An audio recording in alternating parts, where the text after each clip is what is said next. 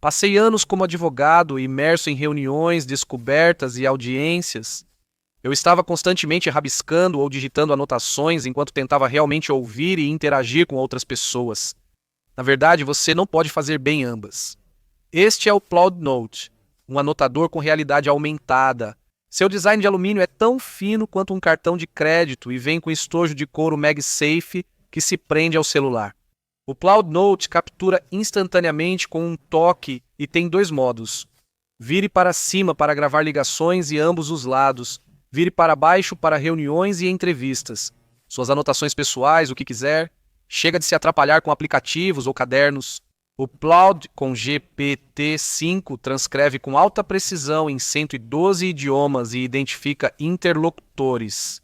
Depois, ele gera resumos realmente úteis, atas de reunião, itens de ação e principais pontos destacados. Você pode perguntar sobre suas gravações e receber respostas rápidas e inteligentes. Se eu tivesse isso naquela época, teria economizado inúmeras horas. E agora, como criador usando o Cloud Note, tenho a garantia de nunca esquecer uma nova ideia de vídeo ou uma parte de um roteiro que de repente surge na minha cabeça. No meu trabalho fora do YouTube, a confidencialidade é obrigatória. O Cloud segue System and Organization Controls 2EN 18031 e Health Insurance Portability and Accountability Act com criptografia Amazon Web Services completa. Confio nele com minhas informações sem hesitar. Use o código 2020 e ganhe 20% de desconto no Cloud Notes na finalização da compra. Ao clicar no link na descrição ou no comentário fixado, agradeço ao Cloud pelo patrocínio.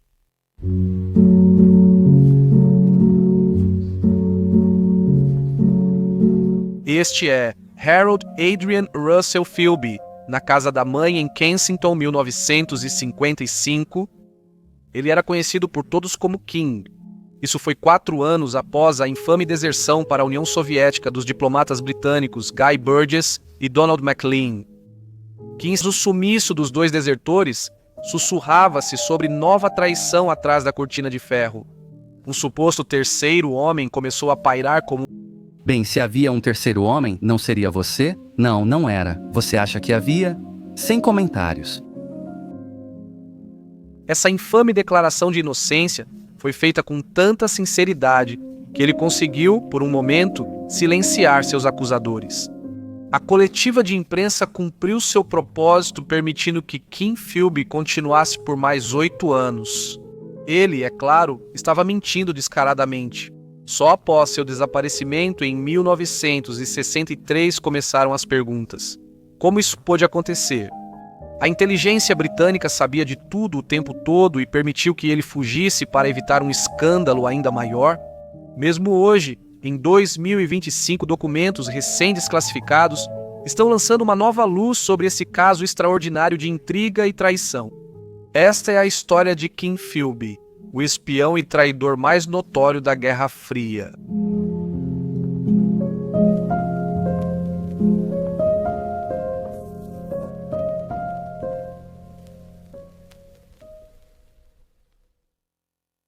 A jornada de King Philby pelo mundo labiríntico da espionagem começou longe dos sagrados corredores da inteligência britânica, em meio ao esplendor decadente do Raj britânico.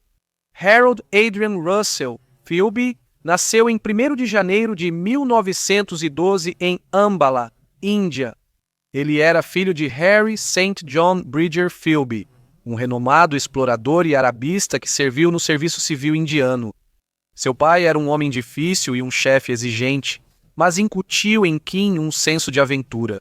O jovem ganhou o apelido King devido ao romance de Rudyard Kipling sobre um garoto de rua que vira espião na Índia.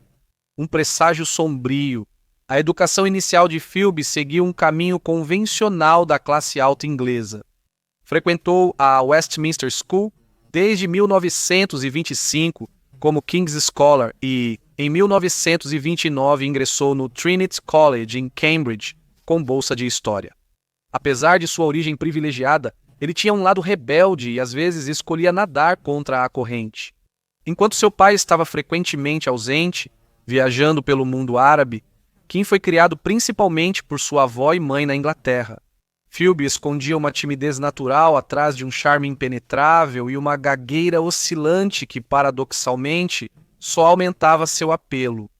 Sua radicalização política foi moldada pelas correntes ideológicas violentas que dominavam Cambridge nos anos 1930. Era o auge da Grande Depressão e da ascensão do fascismo na Europa antes da Segunda Guerra Mundial.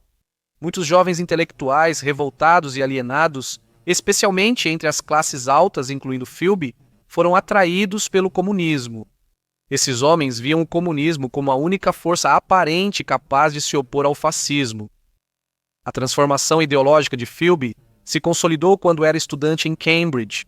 Ele saiu dessa instituição com uma forte convicção de dedicar sua vida ao comunismo.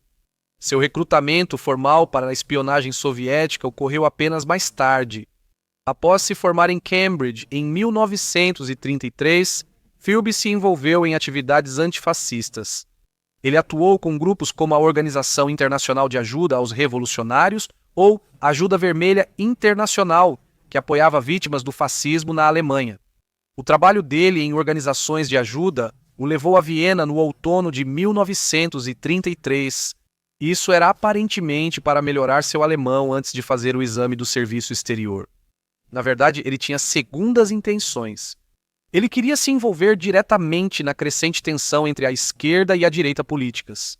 O ditador austríaco de extrema-direita Engelbert Dollfuss já havia suspendido a Constituição e proibido movimentos socialistas, tornando um conflito em grande escala iminente. Em Viena, Philby conheceu Israel, Gisela Coleman e a filha do casal. Alice, conhecida como Litzy, era uma mulher judia de 23 anos, cabelos escuros, cheia de vida e recém-divorciada. Ela também era uma revolucionária totalmente comprometida, ativa na resistência comunista de Viena e tinha conexões com a inteligência soviética. Philby se encantou imediatamente com sua postura política, ativismo e aparência. Ele e Litzy viveram juntos a breve e violenta Guerra Civil Austríaca. Transmitiam mensagens, redigiam panfletos e ajudavam a contrabandear pessoas procuradas para fora do país pelos socialistas revolucionários.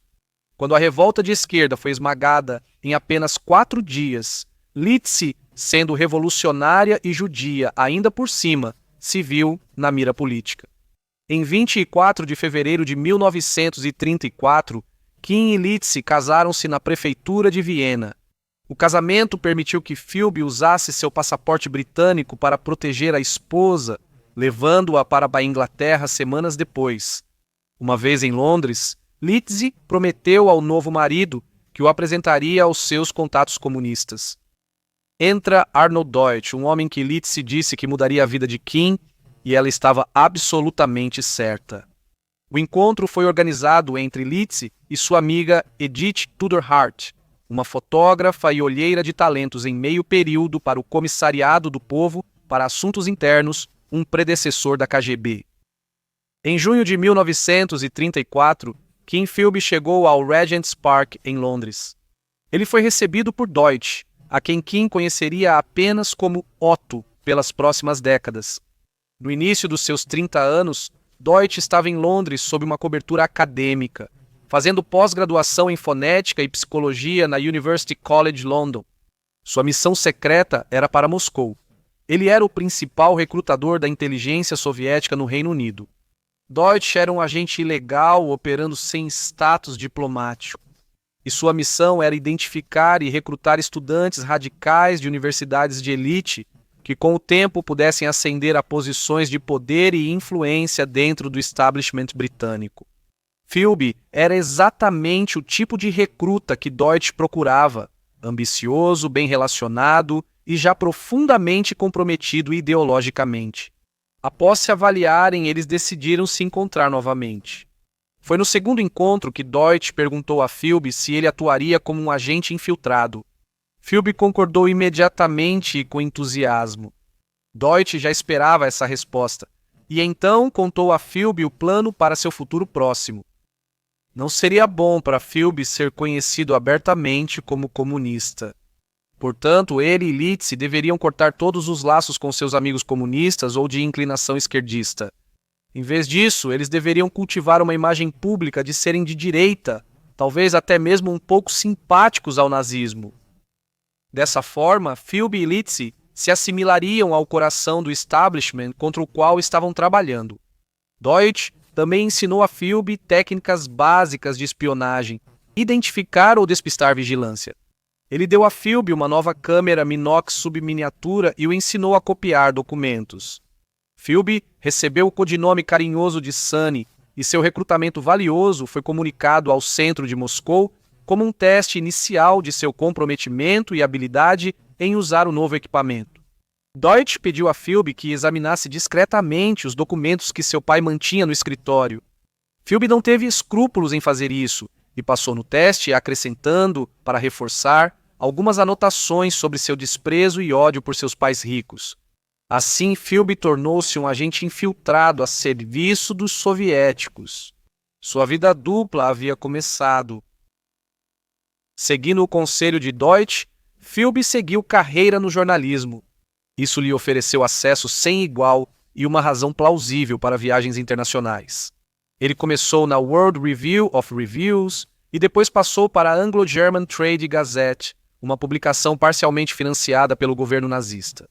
Ele consolidou ainda mais sua fachada de direita ao se juntar à Anglo-German Fellowship, uma sociedade que promovia laços mais estreitos com a Alemanha. Embora Philby achasse essa fachada pública profundamente repulsiva, ela serviu como o disfarce político perfeito. Philby também foi rápido em sugerir os nomes de outros jovens brilhantes de seu círculo em Cambridge para recrutamento. Entre eles estava Guy Burgess, homossexual extravagante descrito como amoral, espirituoso, perigoso e defensor barulhento do comunismo.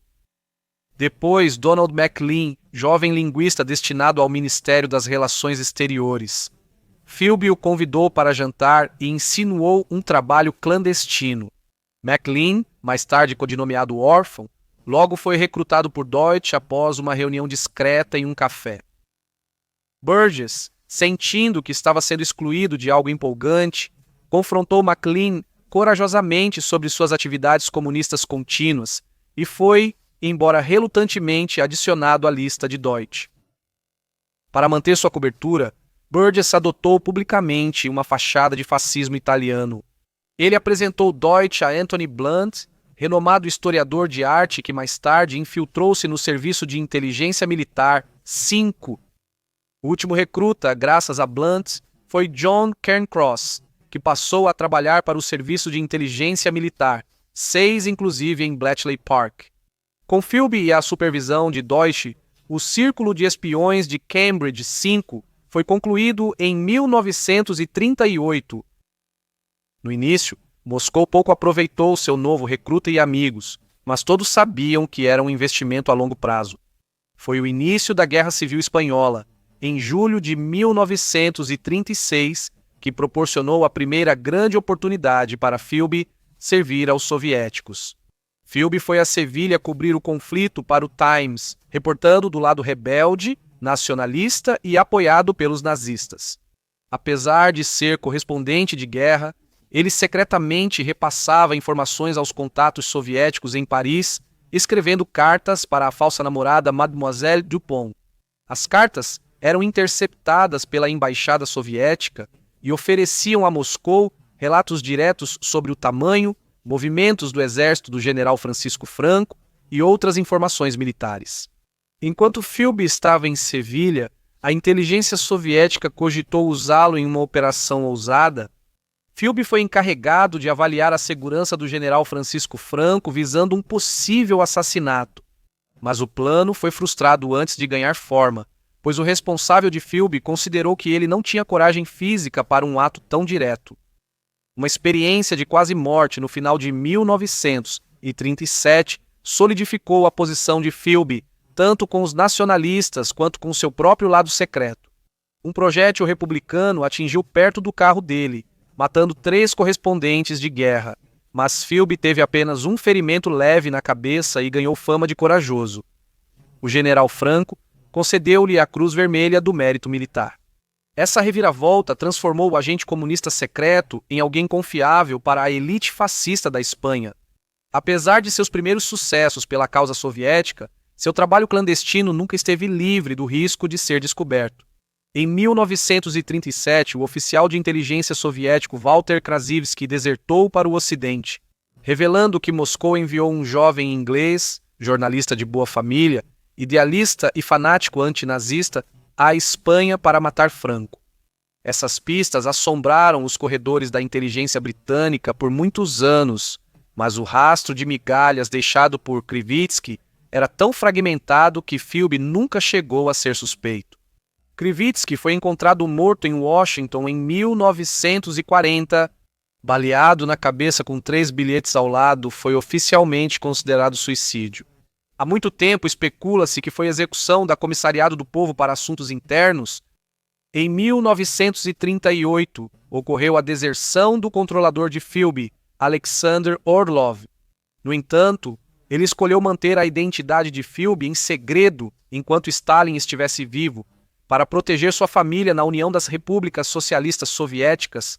Somente após a morte de Stalin, em 1953, Orlov começou a falar sobre sua vida como oficial sênior da Comissariado do Povo para Assuntos Internos. Mas ele fez apenas menções indiretas ao espião britânico, e nada resultou disso. Philby parecia ter sorte, mas dizem que a sorte é feita por cada um, algo que se confirmou para ele, principalmente com o desenrolar de sua carreira de espionagem.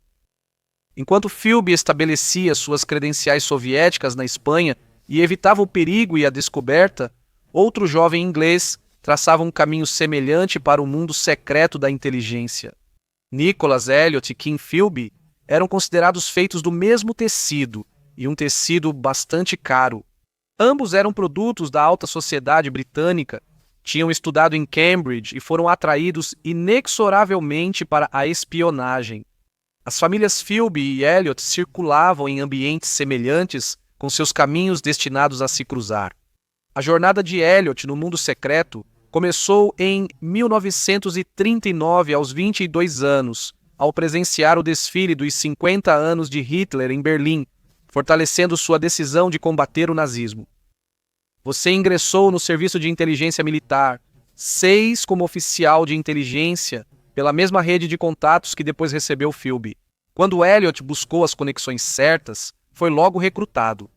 Em setembro de 1939, Elliot atuava no Serviço Secreto Britânico, sediado na prisão de Wormwood Scrubs, liderando agentes duplos nas linhas inimigas.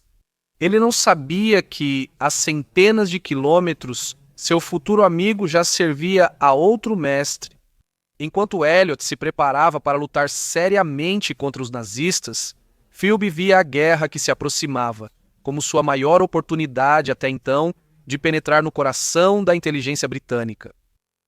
O início da Segunda Guerra Mundial proporcionou a Philby novas oportunidades para aumentar seu valor para os soviéticos. Ele integrou a Força Expedicionária Britânica na França como correspondente do Times. Após escapar por pouco de Armines enquanto os tanques alemães avançavam pela cidade, em junho de 1940, ele retornou à Inglaterra com um pedido de reembolso lendário por sua bagagem perdida, incluindo um sobretudo de pelo de camelo e um velho cachimbo Dunhill. Há muito tempo ele tinha o objetivo de entrar para os serviços secretos, e a oportunidade de agir surgiu enquanto estava em um trem voltando da França.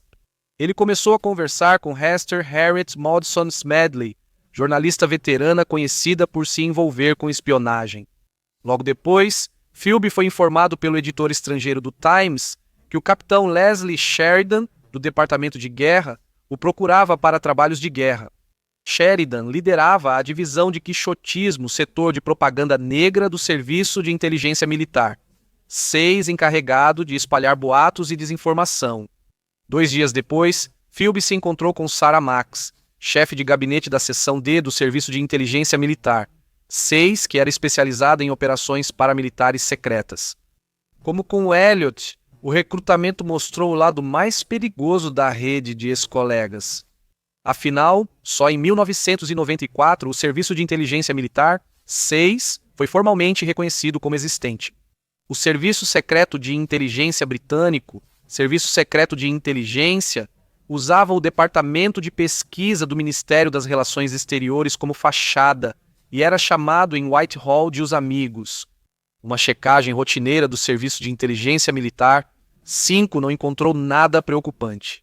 Valentine Vivian, vice-chefe do Serviço de Inteligência Militar, 6, que conhecia o pai de Philby, garantiu pessoalmente por ele e seu colega agente soviético Guy Burgess, já infiltrado no Serviço de Inteligência Militar, 6 ajudou a facilitar a entrada de Philby na inteligência britânica.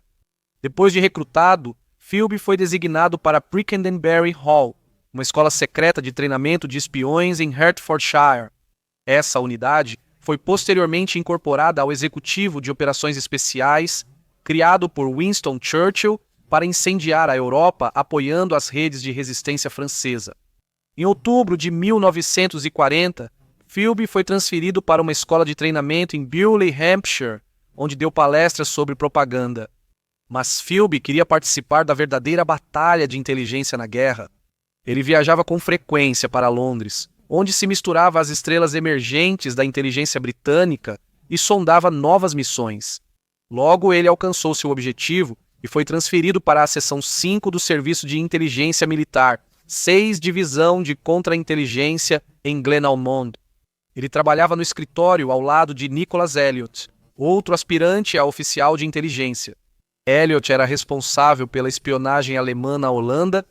Philby cuidava da Península Ibérica, ou seja, Espanha e Portugal. Elliot e Philby tornaram-se amigos rapidamente. Eles compartilhavam os laços que uniam sua classe e geração.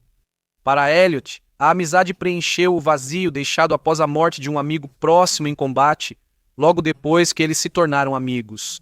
Philby já estava reportando a Moscou sobre seu colega de escritório. Em 1941, e após apenas alguns meses em seu cargo, Philby incluiu uma descrição nada caridosa de Elliot em seus relatórios de inteligência. Sr. Nicholas Elliot, 24 anos, 1,75 metro de altura, cabelo castanho, lábios proeminentes, óculos pretos, feio e com aparência um tanto porcina. Cabeça boa, senso de humor, gosta de beber, mas esteve muito doente recentemente e agora, como consequência, bebe pouco. Ele está no comando da Holanda. Para Philby, nada era sagrado, muito menos a amizade. A carreira de Philby mudou em setembro de 1941, quando foi nomeado chefe do Departamento Ibérico. A promoção veio através da mesma rede de contatos que o recrutou inicialmente. Tommy Harris, um amigo e responsável pelos agentes duplos do Serviço de Inteligência Militar, 5, informou Philby sobre a vaga e recomendou seu amigo. Antes de assumir o cargo, Valentine Vivian consultou o pai de Philby sobre as inclinações comunistas conhecidas de Philby. Enquanto estava em Cambridge, St. John, o pai de Philby, prontamente descartou o comunismo de Cambridge do filho como nada além de bobagem de estudante. Isso era uma excelente notícia para Moscou, pois significava que seu agente teria responsabilidades cada vez maiores e, consequentemente, acesso a mais informações. Durante esse período, Philby morava em uma casa alugada em St. Albans com Eileen First, que conheceu no dia em que a guerra foi declarada em 1939. Embora ainda fossem casados, Litz e o marido já tinham se separado meses antes. A partir de 1941, ele teve 3 filhos com Eileen antes de se casarem oficialmente, mantendo a fachada de uma vida doméstica relativamente respeitável. A atmosfera geral da seção 5 do Serviço de Inteligência Militar, 6 durante a guerra, era relaxada e não compartimentalizada. Era uma extensão do Clube dos Rapazes em todos os sentidos, exatamente como Philby gostava. Como chefe da seção ibérica, ele enfrentou o desafio formidável de lidar com a espionagem alemã na Espanha e em Portugal. Embora oficialmente neutros, esses eram países que toleravam e até incentivavam operações da Abwehr em grande escala. Onde Philby tinha uma vantagem distinta na guerra travada em segredo era seu acesso aos deciframentos de Bletchley Park. As pilhas de material que ele recebia como resultado da quebra do código Enigma permitiam que ele traçasse um quadro completo das operações da Abwehr na península. O clima de camaradagem se estendia além do Serviço de Inteligência Militar. 6 para seus colegas do Serviço de Inteligência Militar. 5. Guy Liddell, chefe de contra-inteligência do Serviço de Inteligência Militar, 5 tornou-se uma das conexões mais valiosas de Philby, e mais um homem sênior a servir como seu defensor e protetor. O que Liddell não notava era que seu novo colega o observava com a mesma atenção que um agente inimigo. Philby sabia que, caso suspeitassem dele, o Serviço de Inteligência Militar 5 o investigaria. Era prudente, portanto, fazer amizade com seus potenciais futuros inimigos. E assim, Philby explorou extensivamente sua posição em benefício de Moscou. Em 1941, ele levou uma pasta para Londres repleta de segredos de guerra. Uma descrição detalhada e manuscrita do funcionamento da seção 5, seu pessoal, objetivos, operações, fracassos e sucessos. Ele entregou esse tesouro a um oficial da Comissariado do Povo para Assuntos Internos no mesmo lugar onde sua jornada de espionagem começou, o Regent's Park. O centro de Moscou o via como um agente interessante e promissor, e procurou aproveitá-lo ainda mais. Apesar da instabilidade ideológica causada pelo pacto de não agressão entre nazistas e soviéticos em agosto de 1939, a lealdade de Philby a Moscou permaneceu inabalável. Ele se convenceu de que estava ajudando um aliado na luta unificada contra o fascismo ao repassar os segredos, e fez isso em grande escala. Todas as noites, ele saía de seu escritório no Serviço de Inteligência Militar, 6 com uma pasta cheia de relatórios, muitos escritos por ele mesmo e documentos secretos retirados dos arquivos. Ele entregava esses materiais ao seu contato soviético que fotografava o conteúdo durante a noite.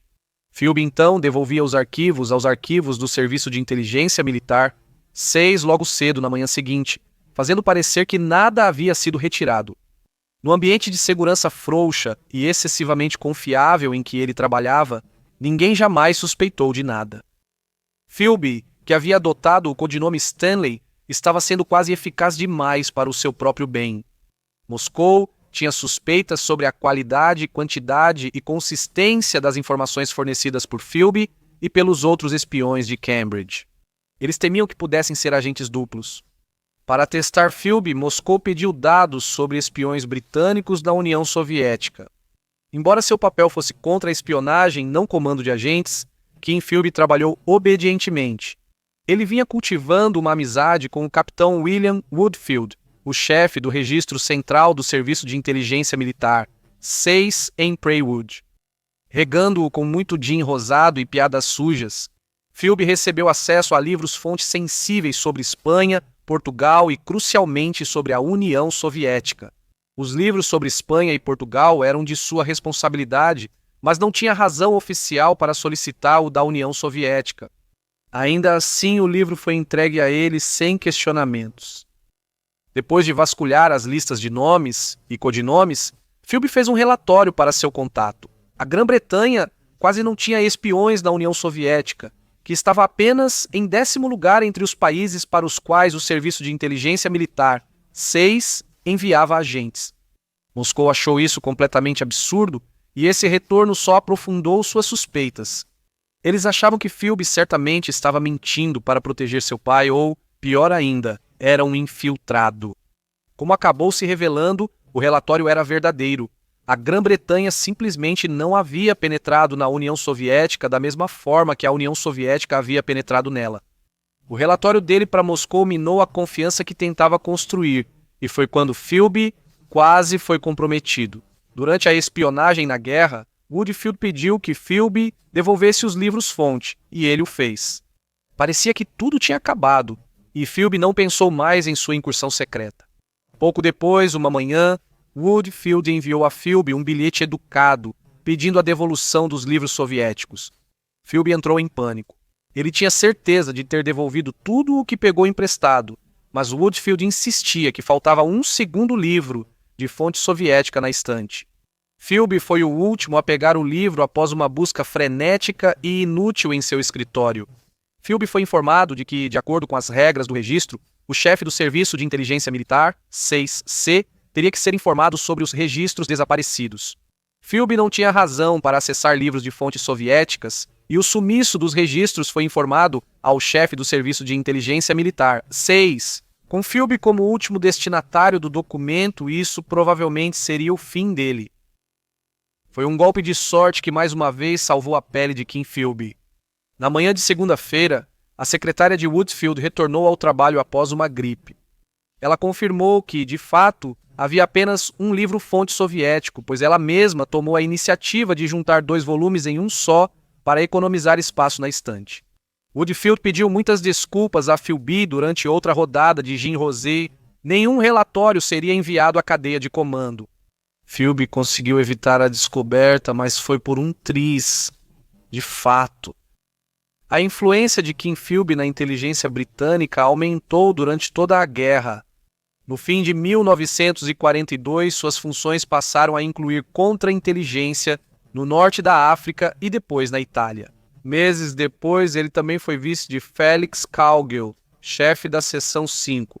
Sua posição o tornou um instrutor influente para o recém-chegado Escritório de Serviços Estratégicos americano, cujo grupo de novatos, notavelmente confusos, buscava a orientação da experiência britânica.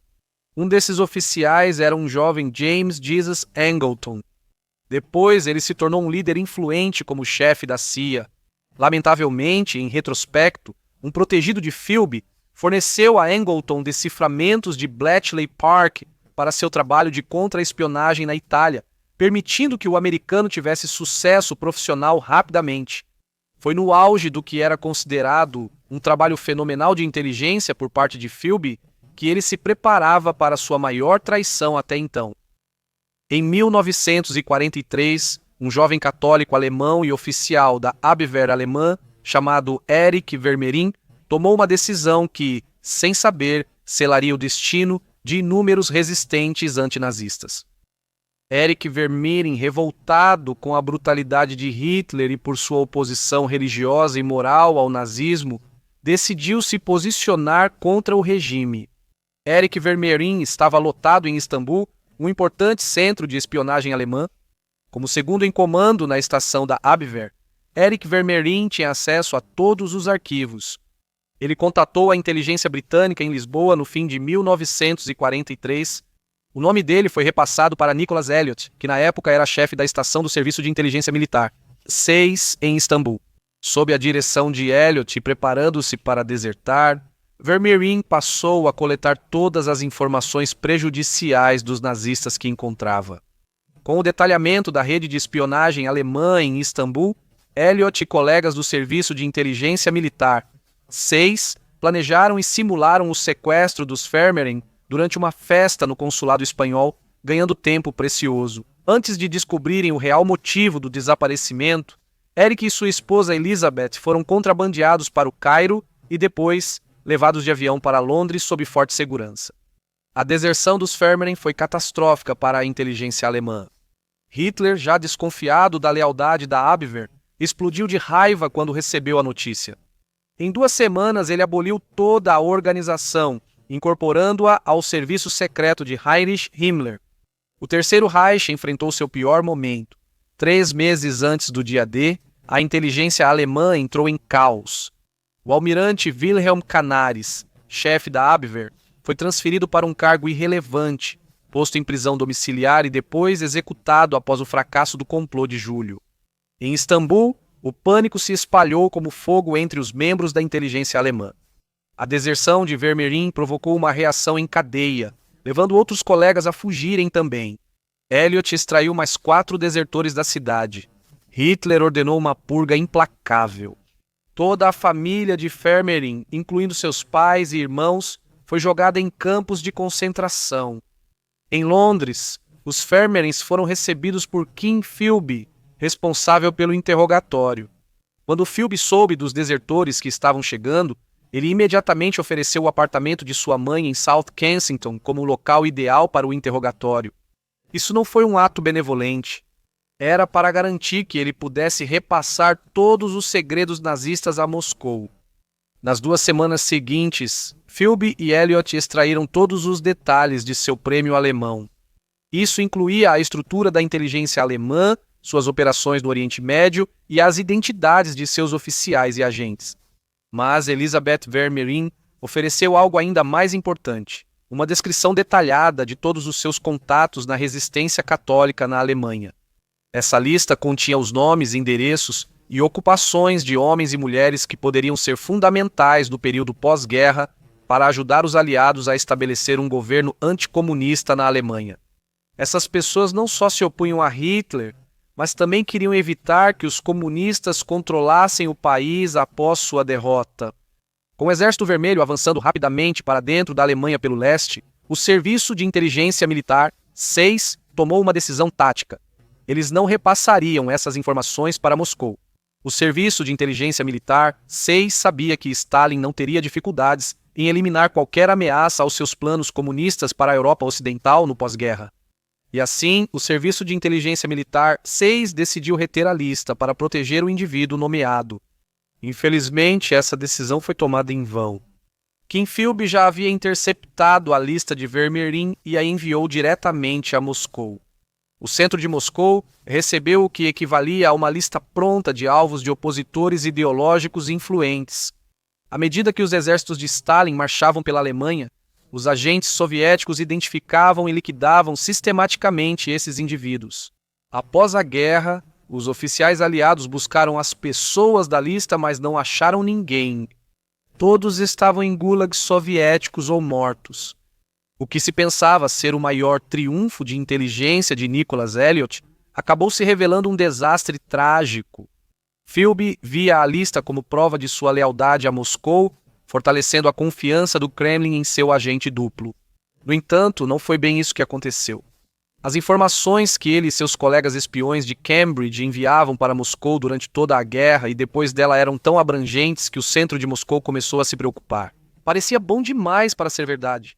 Continuaram suspeitando que Philby e colegas fossem uma operação de agentes triplos. Talvez eles tenham superestimado seus contemporâneos da inteligência britânica. Com um inimigo comum prestes a ser derrotado, a União Soviética estava surgindo como o novo inimigo ideológico do Ocidente. Mesmo antes do fim da guerra, o Serviço de Inteligência Militar 6 mudou seu foco para o leste, reativando a Seção 9 seu ramo de contra-inteligência, que era responsável por eliminar a infiltração inimiga no serviço secreto de inteligência e monitorar serviços de inteligência hostis, especialmente os soviéticos. Philby se manobrou para se tornar o principal candidato a chefiar essa nova seção, sendo nomeado chefe da Seção 9 em setembro de 1944, antes do fim da guerra. Um espião soviético liderava as operações de inteligência antissoviéticas britânicas. Esse golpe mostrava que o Kremlin sabia tudo sobre o esforço britânico pós-guerra contra a espionagem comunista. Moscou realmente estava em êxtase. Stanley, o agente deles, finalmente mostrava seu valor, provando que a paciência valeu a pena. Como chefe da seção 9, Philby relatava sobre o programa da bomba atômica de Manhattan, planos do dia D, a política polonesa da Grã-Bretanha e as atividades da Office of Strategic Services e Serviço de Inteligência Militar, 6 passando cerca de 10.000 documentos para Moscou. Philby tinha que andar na corda bamba. O trabalho de Philby para os britânicos precisava ser visível e eficaz para manter sua cobertura, mas sem prejudicar de fato a causa soviética ou se expor. Enquanto ele precisava ter cuidado para evitar seus próprios deslizes, o que ele tinha menos controle eram outros espiões, principalmente desertores soviéticos. Em setembro de 1945, Konstantin Volkov, um alto oficial da inteligência soviética, bateu à porta do consulado britânico em Istambul, oferecendo-se para desertar. Volkov disse que tinha informações valiosíssimas, incluindo uma lista completa de todas as redes de agentes soviéticos na Grã-Bretanha e na Turquia. Além disso, ele disse que um desses agentes está exercendo as funções de chefe de uma seção do Serviço de Contra-Espionagem britânico em Londres. Em troca, Volkov exigiu 50.000 e asilo político na Grã-Bretanha para ele e sua esposa. Ele deu à inteligência britânica 21 dias para responder. O embaixador britânico prontamente repassou essa notícia ao Serviço de Inteligência Militar 6, onde um relatório logo chegou à mesa do chefe do Serviço de Inteligência Militar 6, Sir Stuart Mingus. Ele, por sua vez, imediatamente repassou a informação ao chefe da contra-espionagem soviética, que, claro, não era outro senão Kim Philby. Philby se horrorizou ao ler o relatório. Ele se preocupava principalmente consigo mesmo, mas também com o risco para Burgess e Maclean, seus colegas de Cambridge, mantendo a calma. Ele disse a Mingus que a abordagem a Volkov era tão importante que ele precisaria pensar nisso durante a noite. Isso permitiu que Philby marcasse uma reunião urgente com seu contato soviético naquela noite. O conselho que ele recebeu foi para prolongar as coisas o máximo possível e controlar a situação. Na manhã seguinte, Philby apresentou o caso no escritório de Mingus e Nicholas Elliot foi naturalmente escolhido para conduzi-lo. Dado o aparente sucesso dele com a deserção de Fermering, mas Philby não podia permitir isso. O risco para ele e seus amigos era alto demais. Philby convenceu Mingus de que ele mesmo deveria lidar com a deserção. Depois que Mingus concordou, Philby enrolou por mais 3 dias, só chegando a Istambul em 26 de setembro de 1945. Isso ocorreu 22 dias após o primeiro contato de Volkov. No período intermediário, os chamados Correios Diplomáticos Soviéticos viajaram para Istambul. Volkov e sua esposa foram sequestrados, brutalmente interrogados e executados. Philby, secretamente aliviado, minimizou o caso em seu relatório, dizendo que o possível desertor sumiu sem deixar rastros. Ele atribuiu isso ao fato de o homem ter mudado de ideia depois de falar demais ao ficar bêbado, ou às conversas que teve com o pessoal do consulado britânico. Tendo sido ouvido pelos russos que escutavam as linhas telefônicas grampeadas, Philby mais uma vez arquitetou a própria sorte e dessa vez 2 pessoas pagaram com a vida. Após a guerra, Elliot mudou-se para a Suíça para assumir o cargo de chefe da estação do Serviço de Inteligência Militar 6 em Berna. No fim de 1946, Philby seguiu Elliot e virou chefe da estação do Serviço de Inteligência Militar 6 em Istambul. Ambos foram elogiados por seus serviços na guerra. Elliot recebeu a Legião do Mérito dos Estados Unidos da América por seu trabalho de inteligência. Philby recebeu a Ordem do Império Britânico, mas secretamente, Philby também foi recomendado para a Ordem da Bandeira Vermelha Soviética, tornando-o talvez o único espião na história a receber medalhas de 3 nações diferentes. Primeiro, a Espanha de Franco, depois a Grã-Bretanha e, em segredo, a União Soviética. Kim Philby era visto por todos como um profissional de inteligência consumado. Ele estava destinado a ocupar cargos de liderança sênior dentro do Serviço de Inteligência Militar 6.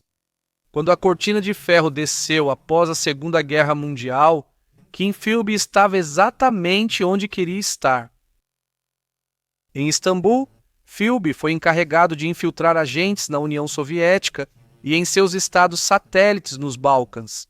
Ele abraçou entusiasticamente a política de conter a Maré Vermelha e a estratégia de guerra por procuração contra a União Soviética. Ele cultivava exilados, coordenava agentes britânicos e apoiava células contra-revolucionárias. Essa era a percepção que ele cultivava cuidadosamente. Na verdade, ele agia para atingir objetivos opostos, vazando todas as informações para Moscou, em ligação com a recém-formada CIA. Ele desenvolveu uma amizade próxima com seu protegido, James Jesus Angleton. Eles costumavam jantar em restaurantes sofisticados como Harvey's, onde Philby extraía dele todos os segredos da CIA sobre operações secretas em Cuba, Chile, Grécia e Irã. Philby chegou a comandar o Comitê de Política Especial Anglo-Americano, supervisionando um programa dos Estados Unidos da América para apoiar a oposição monarquista na Albânia. Por Philby vazar essas informações para Moscou, muitos monarquistas foram capturados, torturados e mortos. Por 21 meses, Philby acessou informações de inteligência anglo-americanas de alto nível. Ele se comunicava com o primeiro-ministro britânico e o presidente dos Estados Unidos da América. Esse acesso inédito permitiu que Philby alertasse Moscou sobre ameaças aos agentes. Embora ele só desse dicas sobre os agentes mais importantes, sacrificando aqueles de menor importância para evitar se expor. Sua vida profissional decolava, mas sua vida pessoal não acompanhava. Philby ainda era casado com Eileen, e durante esse período ela sofreu com uma instabilidade mental crescente e o que mais tarde foi diagnosticado como Síndrome de Munchausen. Como acabou sendo descoberto, enquanto estava em Istambul, ela injetou urina em si mesma, o que resultou em uma erupção de furúnculos, e depois foi queimada em um incêndio misterioso em seu quarto de hospital. Eileen não sabia nada sobre a duplicidade do marido e estava convencida de que ele estava tendo um caso com sua secretária, Edith Whitfield. A doença mental de Eileen virou motivo de dificuldade e constrangimento para Philby, que achava ter sido enganado pela esposa. As tensões em seu casamento logo seriam ofuscadas por acontecimentos em sua vida profissional, à medida que sua teia de enganos começava lentamente a se desfazer. Desde 1940, os Estados Unidos realizavam uma contra-inteligência contra os soviéticos, chamada Projeto Venona. Em 1948, cerca de 3.000 telegramas foram interceptados e parcialmente decodificados pelos criptoanalistas liderados por Meredith Gardner. Os soviéticos, por negligência e questões logísticas na guerra, violaram suas regras ao reutilizar blocos de cifras de uso único diversas vezes. Isso permitiu aos americanos decifrar parte do código inquebrável deles. Em 1950, mensagens decifradas surpreenderam ao revelar uma valiosa rede de agentes na Grã-Bretanha desde 1945, incluindo 2 importantes, um chamado Stanley e o outro Homer. Stanley era, claro, o próprio Philby. Philby deduziu que Homer era seu antigo amigo de Cambridge e também espião soviético, Donald Maclean. Maclean também foi designado como primeiro secretário na Embaixada Britânica em Washington. Philby sabia que não demoraria para a equipe conjunta de investigação do Serviço de Inteligência Militar, 5 e do FBI ligar os pontos. Ele sabia que se Maclean fosse desmascarado, logo ele também seria. Philby se viu em uma situação impossível criada por ele mesmo. Como agente britânico, deveria ter avisado as autoridades. Como agente soviético, ele precisava proteger Maclean, para também se proteger. Philby não via Maclean desde o fim da guerra, então pediu ao amigo pouco confiável Burgess que se comunicasse por ele. Donald Maclean deixou Washington em 1948 para ser conselheiro e chefe de chancelaria na Embaixada Britânica do Cairo. Em maio de 1950, ele já conhecia as revelações de Venona e estava à beira de um colapso mental. Ele tentou se demitir como espião soviético, mas a agência de inteligência Ministério da Segurança do Estado simplesmente ignorou. Sentindo que não havia saída. Certo dia, ele se embriagou e destruiu os apartamentos de 2 secretárias da Embaixada dos Estados Unidos da América, rasgando roupas íntimas e jogando um espelho da parede. Depois disso, ele foi rapidamente chamado de volta a Londres, onde foi colocado sob cuidados psiquiátricos. Após breve tratamento, Maclean foi promovido a chefe do departamento americano no Ministério das Relações Exteriores em Londres, em um desdobramento bizarro. Para piorar, em março de 1951, houve um avanço nas decifrações Venona, onde o agente Homer foi finalmente identificado. Uma mensagem decifrada revelou que Homer tinha uma esposa grávida hospedada com a sogra em Nova York em junho de 1944. Como Melinda, esposa de Maclean, nascida nos Estados Unidos da América, esperava um filho e sua mãe morava em Manhattan, Homer foi confirmado como Donald Maclean. Quando Philby recebeu essa notícia, ele percebeu que um desastre estava prestes a acontecer. Maclean certamente seria levado para interrogatório. A única dúvida era quanto tempo levaria até que ele começasse a apontar o dedo para Philby. Philby logo informou seu contato soviético e pediu a extração de Maclean do Reino Unido antes que fosse tarde demais. Para aumentar a ansiedade de Philby, Guy Burgess chegou a Washington alguns meses antes, em 1950. Oficial de informações da Embaixada Britânica. Philby aceitou, apesar dos protestos da esposa Eileen, que Burgess morasse no porão deles. Burgess já era mal visto e comprovou o motivo. Na maior parte do tempo, ele vagava por Washington bêbado, falando demais, não pagando contas, arrumando brigas e causando constrangimento diplomático. Por todas essas travessuras, Burgess estava enfrentando medidas disciplinares e também havia sido chamado de volta a Londres. Isso foi conveniente para Philby, que decidiu usar seu amigo Burgess para avisar Maclean de que ele havia sido identificado e que planos estavam em andamento para levá-lo a Moscou.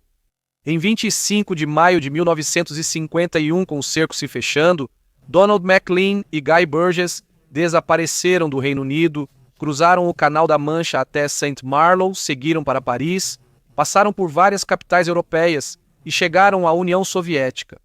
Poucos dias após o desaparecimento deles, o Serviço de Inteligência Militar 5 percebeu o que havia acontecido. Os 2 homens eram altos funcionários do Ministério das Relações Exteriores e desapareceram justamente quando MacLean estava prestes a ser chamado para interrogatório. As implicações foram catastróficas. MacLean tinha acesso a segredos atômicos, ao planejamento de defesa anglo-americano e à estratégia da OTAN. Burgess conhecia o funcionamento do Ministério das Relações Exteriores e tinha conexões em todo o aparato de inteligência. Oficiais de inteligência dos Estados Unidos da América e da Grã-Bretanha correram para descobrir quais segredos os soviéticos haviam obtido. O possível comprometimento era impressionante. Philby estava em pânico. As instruções para Burgess eram claras. Ele não deveria fugir também. Ele deveria avisar MacLean e depois voltar às suas funções normais. Em vez de permanecer no local, ele desapareceu junto com MacLean. Kim Philby correu até o galpão de jardinagem, pegou uma câmera russa escondida e um filme, enterrando-os em um buraco raso na floresta da Nebraska Avenue, perto de seu apartamento. A suspeita logo caiu sobre Philby por sua amizade com Burgess. O homem morava no porão de Philby e Kim foi o último a ver Burgess antes de ele partir para a Grã-Bretanha. Americanos, especialmente FBI e CIA, ficaram furiosos. Confiavam a Philby as operações mais sensíveis contra os soviéticos. Todos os envolvidos tinham certeza de que alguém de dentro devia ter avisado MacLean. Burgess não poderia ser a fonte original deste aviso. Deveria haver outro, o chamado terceiro homem. Philby sabia que tinha 2 opções: fugir como Burgess e MacLean ou outra, blefar, confiando nos amigos influentes como Nicholas Elliott e James Angleton para defendê-lo. O Serviço de Inteligência Militar 5 interrogou Kim Philby informalmente em 12 de junho de 1951. Na reunião, Philby contou com o total apoio do Serviço de Inteligência Militar 6 e o chefe da Contra-Inteligência do Serviço de Inteligência Militar 5, Dick White, fez questão de explicar que Philby estava sendo interrogado apenas para esclarecer o assunto. Philby disse que se lembrava de MacLean de Cambridge, mas que não o via há anos e provavelmente nem o reconheceria. Sobre Burgess, Philby afirmou de maneira pouco caridosa que não acreditava que os soviéticos recrutariam como espião alguém tão indiscreto, desorganizado, bêbado e homossexual depravado quanto ele. No interrogatório, a gagueira de Philby tornava a conversa estranha e hesitante. Por nervosismo ou estratégia, o distúrbio de fala lhe dava tempo e simpatia ao evitar perguntas sobre sua lealdade.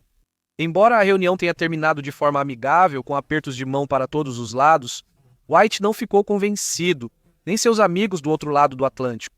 O ex-agente do FBI Bill Harvey já suspeitava de Philby muito antes das deserções.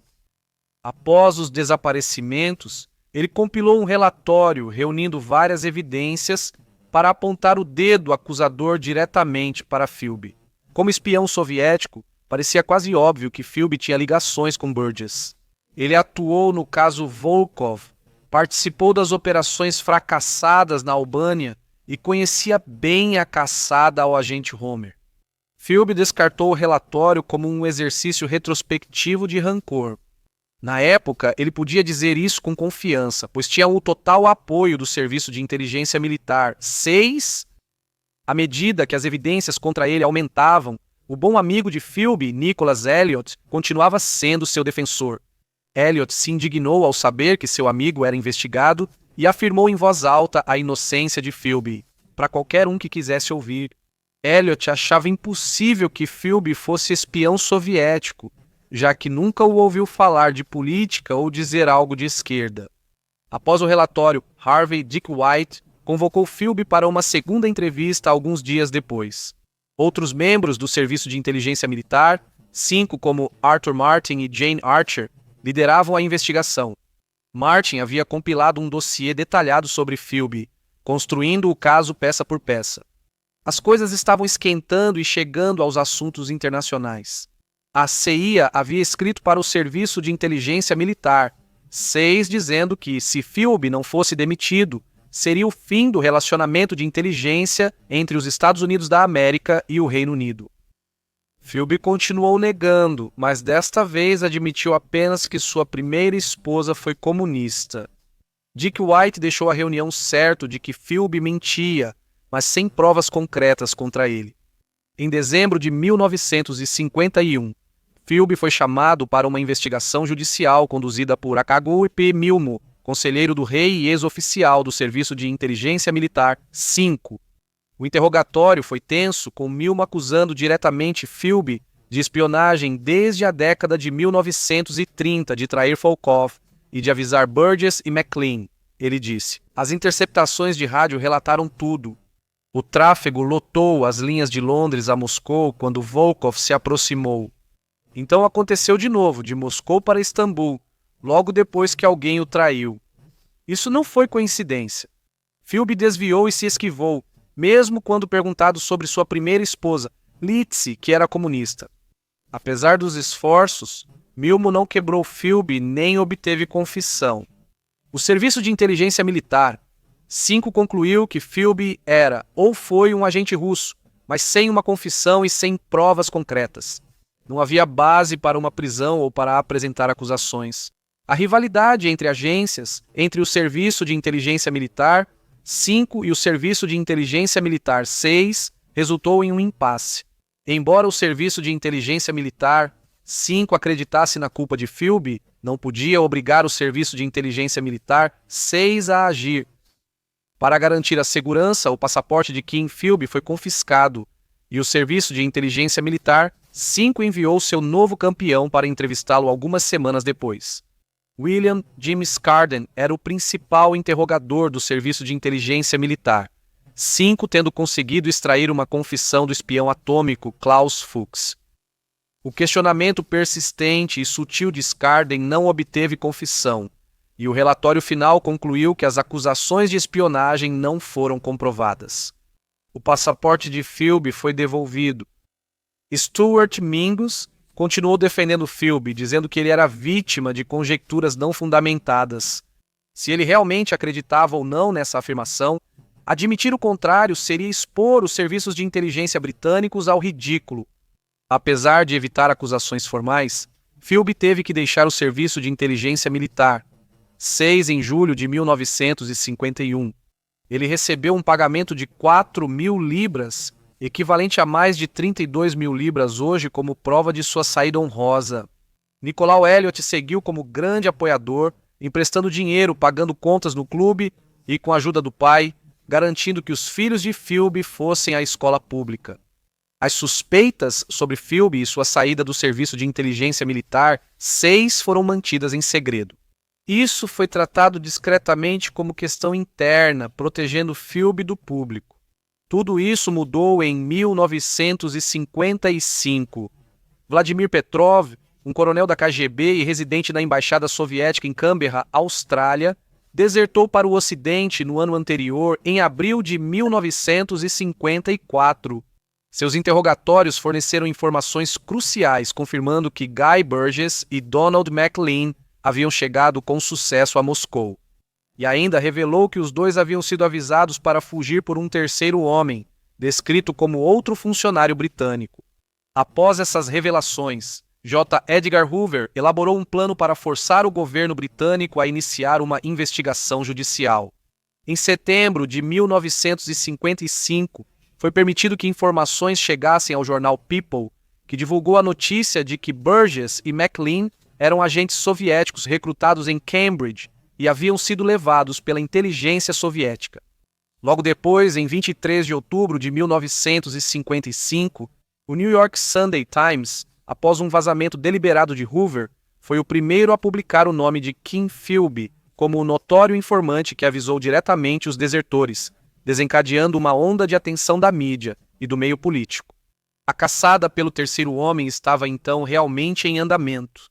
Philby estava preocupado com a ameaça, mas foi tranquilizado por seu controlador soviético, via Anthony Blunt, de que Petrov nada sabia que pudesse implicá-lo diretamente. Esse conhecimento pode ter dado a Philby um alívio temporário, mas a nuvem escura da suspeita continuava pairando sobre ele. No dia 25 de outubro de 1955, o deputado trabalhista Marcus Lipton nomeou publicamente Philby como o terceiro homem na Câmara dos Comuns, sob privilégio parlamentar. O governo britânico foi finalmente forçado a responder. Relatório foi feito após investigação conjunta do Serviço de Inteligência Militar 5 e Serviço de Inteligência Militar 6. Esse relatório, no entanto, foi baseado em um informe preparado pelo deputado Richard Bruman White, que foi fortemente influenciado por Nicholas Elliott, que ainda fazia campanha pela inocência de seu amigo. Harold Macmillan, então secretário de Relações Exteriores, declarou famosamente em 7 de novembro de 1955 que não havia razão para concluir que o Sr. Philby havia, em algum momento, traído os interesses deste país, ou para identificá-lo com o chamado terceiro homem. Essa absolvição pública efetivamente limpou o nome de Kim Philby perante a opinião pública. Voltamos ao ponto de início. Em 8 de novembro de 1955, na sala do apartamento dos Philby em Kensington, recém-barbeado e vestindo um elegante terno risca de giz, ele fez sua agora infame declaração de inocência. Não havia vestígio de sua gagueira. Os distúrbios de fala que marcaram sua conversa por décadas haviam misteriosamente desaparecido quando ele precisou mentir. Com muita convicção, ele negou ter passado comunista ou envolvimento nas deserções. A cobertura da imprensa foi extremamente favorável, retratando-o como um funcionário público honesto e íntegro, derrubado por sua amizade com um comunista secreto. Embora ele tenha sido publicamente inocentado, as suspeitas ainda persistiam, especialmente entre o Serviço de Inteligência Militar 5. Philby não conseguiu achar outro emprego. Ele tentou retomar a carreira de jornalista por conta própria, mas não conseguiu nada fixo. Sua situação financeira era desesperadora e ele bebia constantemente, quase até o ponto de morrer. Nicholas Elliott mais uma vez o ajudou, arranjando um novo emprego de fachada para seu trabalho de inteligência. Em setembro de 1956, Philby tornou-se correspondente no Oriente Médio para The Observer e The Economist, retomando discretamente seu trabalho para o Serviço de Inteligência Militar Seção 6. Como agente freelancer, Philby se mudou para Beirute, uma cidade que era outro centro importante de segredos e espionagem para as agências de inteligência do mundo. Ele seguiu seu modus operandi habitual, trabalhando seus contatos entre políticos, oficiais militares, diplomatas e outros jornalistas. Ainda protegido por pessoas como Elliott no Reino Unido e Angleton nos Estados Unidos da América, ele conseguiu continuar seu trabalho para a KGB, enquanto recebia salário de 2 jornais e do Serviço de Inteligência Militar 6. Philby logo começou um caso com Eleanor Brewer, uma arquiteta americana que era casada infeliz com Sam Pope Brewer, correspondente do New York Times. Eileen, esposa de Philby, morreu em dezembro de 1957. Amigos suspeitaram de suicídio, mas a causa oficial foi insuficiência cardíaca por alcoolismo. Philby reagiu de forma estoica, dizendo a um colega que a morte dela foi uma fuga maravilhosa, pois o libertou para se casar com Eleanor. Ele não foi ao funeral, e seus 5 filhos nunca souberam onde a mãe foi enterrada. Kim Philby e Eleanor Brewer casaram-se em 24 de janeiro de 1959. Como todas as suas esposas, Eleanor não sabia nada sobre a verdadeira lealdade do marido à União Soviética. No início de 1960, Nicholas Elliott chegou a Beirute como novo chefe da estação do Serviço de Inteligência Militar 6 e chefe direto de Philby. Elliott não conhecia a política árabe e confiava em Philby como seu conselheiro pessoal. Eles já eram amigos, mas em Beirute suas vidas profissionais e sociais se entrelaçaram ainda mais. Eles se encontravam regularmente para beber e Philby aproveitava, como de costume, para arrancar todos os segredos de Elliott. Nos meses seguintes, Philby viajou extensivamente pelo Oriente Médio, supostamente em missões jornalísticas, visitando Jordânia, Iraque, Egito, Kuwait e Iêmen. Sua produção pública nos jornais era baixa, mas suas atividades clandestinas eram extensas, coletando informações para o Serviço de Inteligência Militar 6 e a KGB. Enquanto passava informações para Elliot no serviço de inteligência militar, 6 ele também as entregava, e até mais, ao contato soviético em um restaurante armênio numa rua secundária. Esse período da vida de Philby, passado em Beirute, foi quando ele viveu seus anos mais felizes com sua nova esposa americana. Esse curto período de contentamento era apenas uma fachada temporária e frágil, com rachaduras aparecendo já no início dos anos 1960. Em outubro de 1960, seu pai, Sinjin Philby, faleceu em Beirute. Isso teve um impacto muito mais significativo em Philby do que a morte de sua esposa, levando-o a uma profunda depressão alcoólica. Ao mesmo tempo, uma série de deserções de alto escalão do bloco soviético começou a expor o ponto fraco da inteligência britânica. E como ela havia sido tão completamente comprometida pela rede de espiões de Cambridge, em dezembro de 1961, o major Anatoly Golitsyn, um oficial sênior da KGB, desertou em Helsinki. Ele trouxe um grande tesouro de segredos, incluindo a confirmação de 5 espiões. Homens recrutados enquanto estudavam em Cambridge. As informações de Golitsyn eram fragmentadas, porém significativas, preocupando a KGB. Embora o serviço de inteligência militar 5 suspeitasse de Philby há anos, a confirmação de Golitsyn foi inédita. Confirmou-se que ainda havia espiões não descobertos à espreita. No verão de 1962, Golitsyn foi autorizado a ir a Londres para ser entrevistado pela inteligência britânica. Moscou notou a ameaça que ele era para seu principal espião. A KGB enviou Yuri Modin, o antigo contato de Philby na KGB, para Beirute, a fim de avisar Philby sobre o novo desertor e fazer planos de contingência para sua fuga para a Rússia. Esse aviso, somado ao estresse pela morte de seu pai, levou Philby a um colapso de medo, agravando seu alcoolismo e estresse. O golpe final para Philby ocorreu em 1962. A pista não veio de um desertor soviético ou de outro espião, mas de uma mulher chamada Flora Solomon. Ela era uma antiga amiga de Philby desde os anos 1930 e o apresentou à sua segunda esposa, Eileen. Ela estava cada vez mais irritada com o que via como viés anti-Israel de Philby. Nos artigos que ele escrevia para o The Observer, isso para ela soava como propaganda soviética. Refletindo, Solomon lembrou dos comentários de Philby em 1935, quando ele disse com orgulho que fazia um trabalho perigoso pela paz. Refletindo, ela percebeu que Philby talvez estivesse tentando recrutá-la para a inteligência soviética. Ela relatou isso a Victor Rothschild, da famosa família de banqueiros, ex-oficial do Serviço de Inteligência Militar 5 e amigo de Philby. A informação foi enviada ao Serviço de Inteligência Militar 5, que achou o relato de Solomon convincente. Solomon foi convidada a repetir sua história para o Serviço de Inteligência Militar 5, sem saber que estava sendo gravada. Nesse momento, o Serviço de Inteligência Militar 5 acreditou que, com as evidências de Solomon e a confirmação de Golitsyn, as peças do quebra-cabeça estavam se encaixando, mas havia desafios políticos e legais significativos que precisavam ser superados para confrontar Philby. Um julgamento público seria embaraçoso, ainda mais pelo passado no serviço de inteligência militar 6, e uma acusação fracassada seria desastrosa para o governo. Harold Macmillan, então primeiro-ministro britânico que inocentou Philby em 1955, enfrentava uma situação política delicada.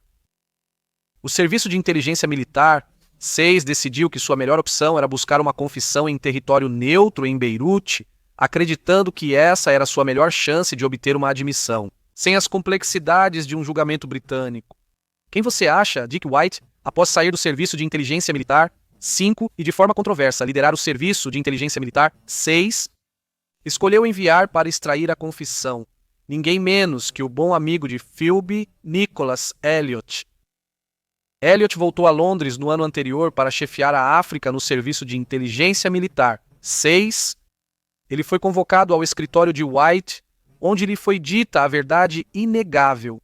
Philby, o homem que ele havia defendido tão veementemente, era um traidor e um espião soviético. Elliot ficou arrasado, humilhado, furioso e triste com a notícia. Ele percebeu as terríveis implicações dessa verdade. Sem conseguir sequer imaginar quantas mortes Philby havia causado, Elliot sentiu que era o único que poderia obter uma confissão e, por isso, concordou em ir.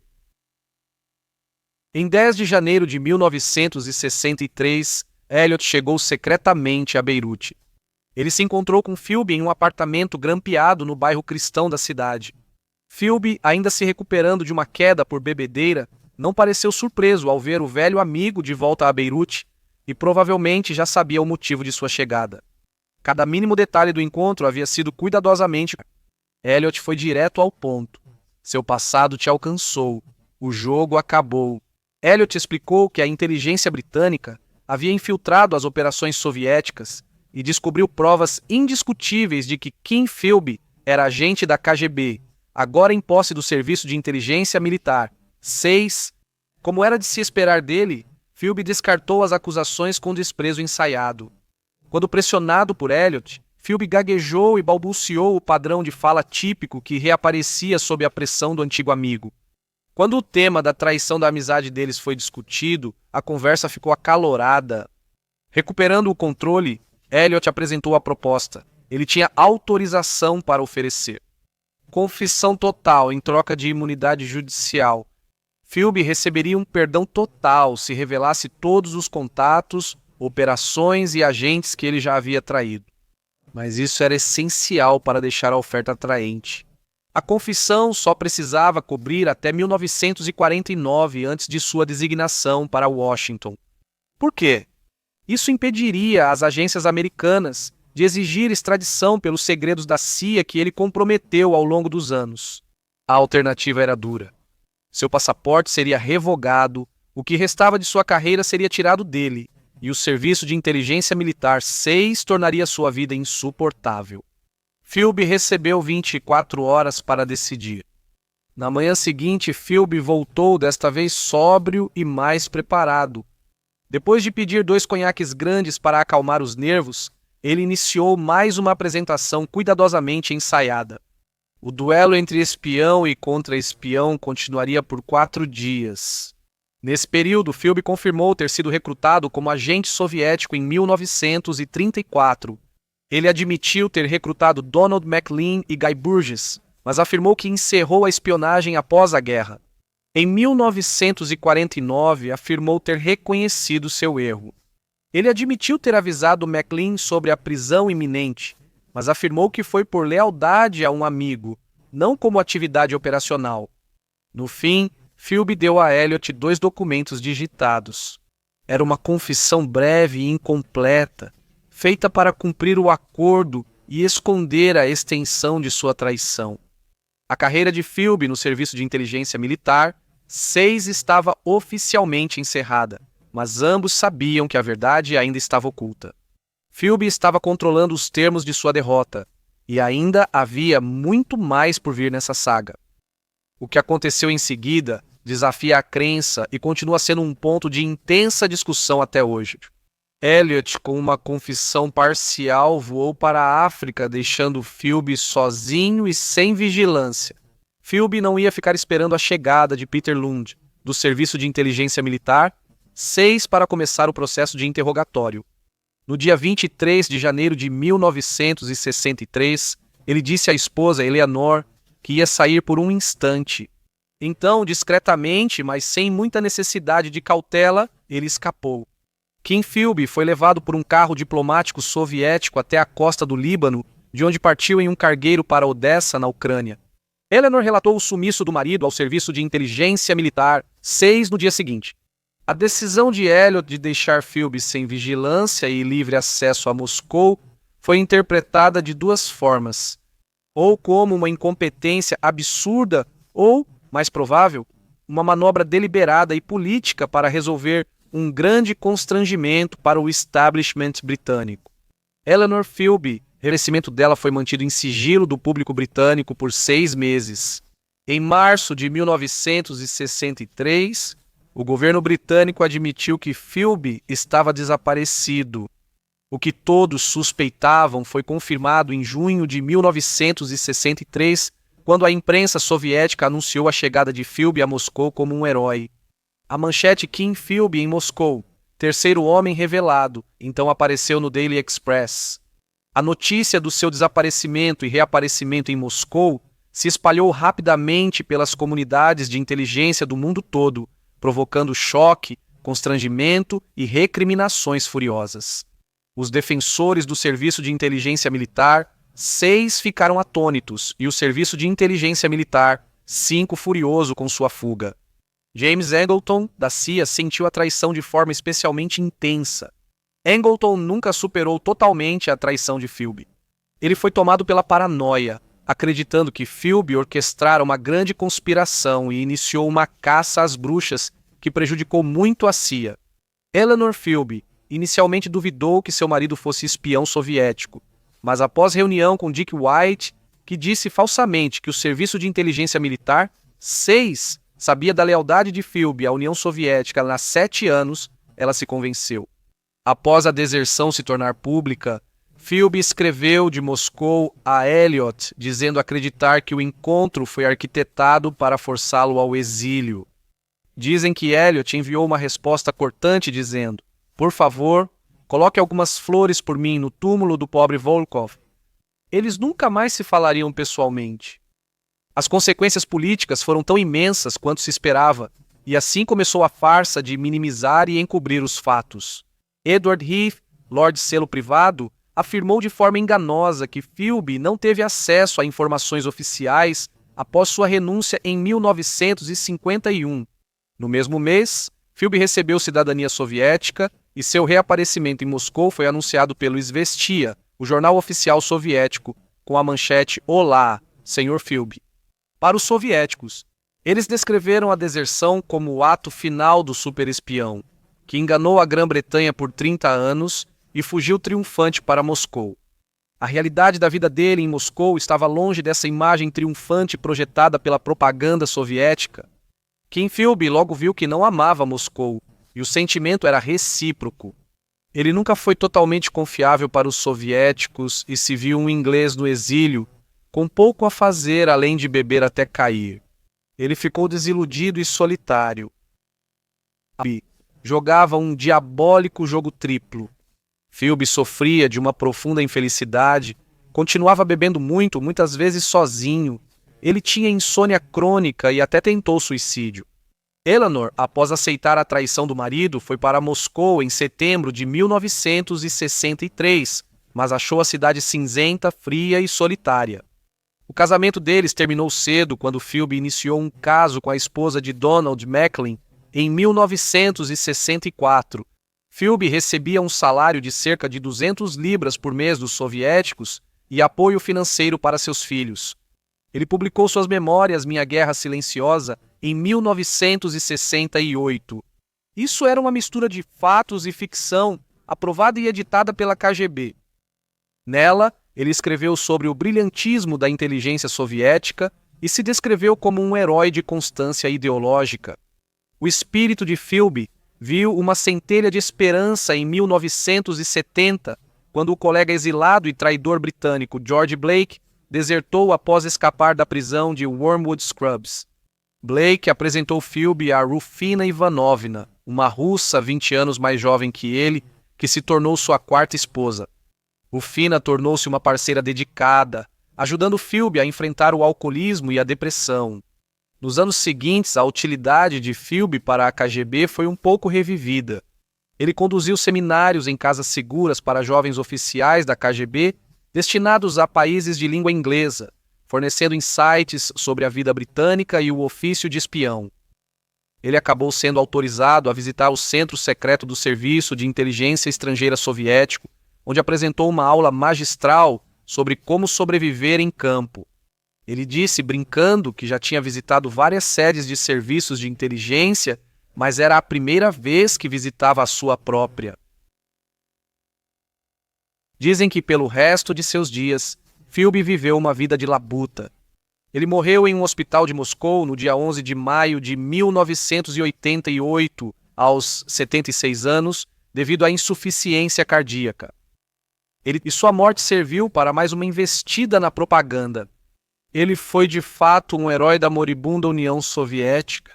Sua vida foi elogiada como uma luta incansável em prol da paz e de um futuro mais brilhante. homenageado com um selo postal soviético. Quanto a Macklin e Burgess, eles tiveram uma desavença, pouco depois de chegarem a Moscou. Burgess foi um desertor relutante. Yuri Modin insistiu que ele partisse com Macklin. Para Burgess, isso provavelmente acelerou sua queda. Ele disse que achou Moscou absolutamente horrível e continuou sua vida de vícios como antes.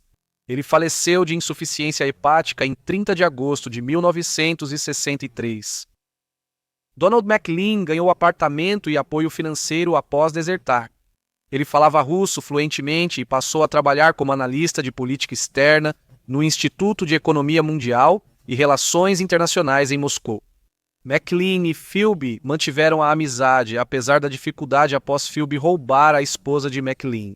Donald Macklin manteve-se comunista convicto até morrer em 6 de março de 1983, aos 69 anos, por complicações de pneumonia. As cinzas de Burgess e Macklin foram devolvidas à Inglaterra e enterradas nos túmulos de suas famílias. Nicolau Elliott aposentou-se do serviço de inteligência militar em 1969. Depois foi diretor em um conglomerado britânico até 1973. O fantasma de Kim Philby ficou, e a humilhação que causou assombrou Elliott até o fim da vida. Ele faleceu em Londres em 13 de abril de 1994, aos 77 anos. O caso Kim Philby e a rede dos 5 de Cambridge ainda são talvez o escândalo de espionagem mais famoso do século XX. O impacto duradouro deles na geopolítica, inteligência e operações de espionagem é incomparável. Pessoas como Nicholas Elliott e James Angleton jamais se recuperaram. Após a traição, o primeiro viveu sob uma nuvem de suspeita de cumplicidade, enquanto o segundo consumiu sua própria agência em uma busca interminável para capturar o agente duplo evasivo. Em 2025, o público ainda está descobrindo novos detalhes sobre a pior traição da Grã-Bretanha. Em janeiro de 2025, os Arquivos Nacionais do Reino Unido divulgaram 21 arquivos do Serviço de Inteligência Militar, 5 sobre Philby e os espiões de Cambridge. Esses arquivos continham transcrições detalhadas da confissão de Philby que não haviam sido divulgadas anteriormente. O documento registrou a declaração franca de Philby de que, se tivesse a chance, faria tudo de novo. Os arquivos também mostraram a longa notoriedade de Philby, cujas ações causaram muitas mortes e mudaram a espionagem na Guerra Fria. Em 2011, russos ergueram uma placa com 2 rostos de Philby, um monumento inadvertidamente perfeito para um homem que viveu toda a sua vida como 2 pessoas diferentes. Ele enganou a todos, até a si mesmo. O mestre do engano virou sua maior vítima.